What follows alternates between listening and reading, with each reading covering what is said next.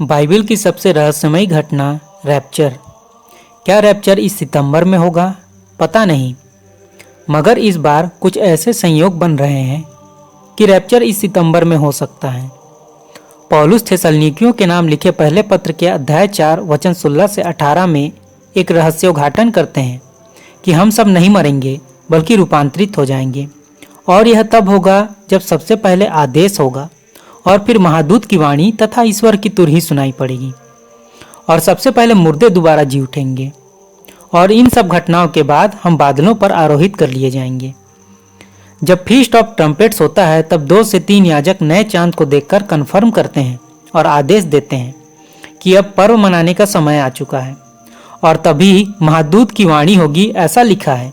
यहाँ यह हो सकता है महादूत उस याजक को रिप्रेजेंट करता हो जो यह आदेश देगा कि अब तुरही फूंकी जाए, और इसके बाद ही ईश्वर की तुरही फूंकी जाती है। यानी रैप्चर कहीं ना कहीं फीस्ट ऑफ ट्रम्पेट्स के समय ही होगा, यह स्पष्ट है। चूंकि चांद कब दिखेगा यह स्पष्ट नहीं है, इसलिए इस पर्व को no man knows the date and hour कहा जाता है, और यही बात यीशु ने मत्ती 24 वचन 36 में कही है। इसलिए रैप्चर सितंबर में होने की बात कही जा रही है।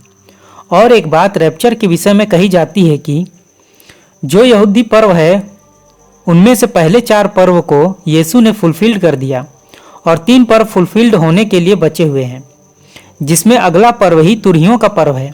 इसलिए रैप्चर तुरही के पर्व पर ही होगा, ऐसा माना जाता है। इस बार का फीस्ट ऑफ ट्रम्पेट्स 23 से 24 सितंबर 2025 को मनाया जाएगा। इस तारीख से लेकर अगला वर्ष जो डे ऑफ अटोनमेंट है वह 15 सितंबर 2032 को पड़ेगा।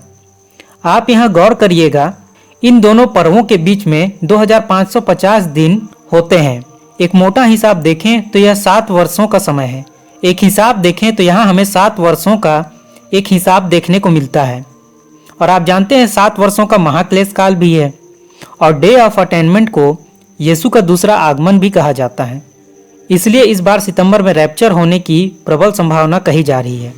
और एक अचरज भरी बात है कि रैप्चर के लिए पूरी दुनिया का एक समय होना चाहिए रैप्चर की घटना घटित होने के लिए, लेकिन हम अलग अलग टाइम जोन में चलते हैं, इसलिए हर देश का समय एक समान नहीं रहता है।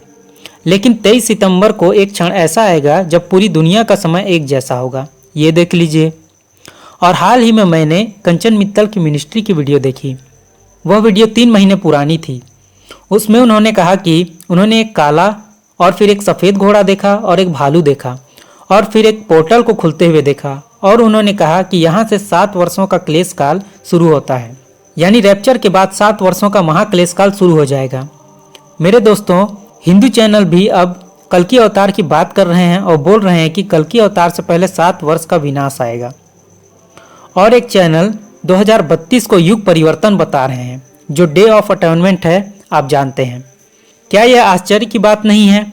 7 वर्ष और 2025 और 2032 की बात हिंदू भी कर रहे हैं। जिस तरह से हम पर हमले हो रहे हैं, सताव इतना बढ़ चुका है।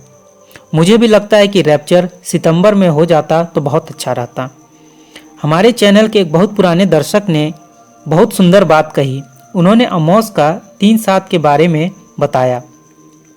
वहाँ ऐसा लिखा है, क्योंकि प्रभु ईश्वर नबियों अपने सेवकों को सूचना दिए बिना कुछ नहीं करता।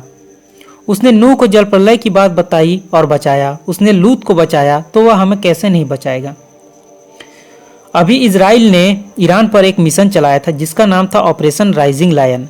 आमोस का ग्रंथ अध्याय 3 वचन 8 में लिखा है, सिंह गरजता है तो कौन नहीं डरेगा, प्रभु ईश्वर बोलता है तो कौन भविष्यवाणी नहीं करेगा। देखिए, राइजिंग लायन से ईरान हार गया और ईरान बहुत डरा हुआ है और बोल रहा है कि इजराइल हम पर जिन्नातों से हमला करवाता है।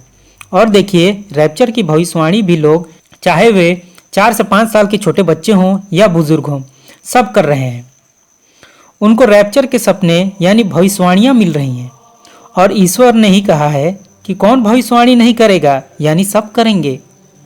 उसने वचन 7 के अनुसार अपने लोगों पर रैप्चर को प्रकट किया है।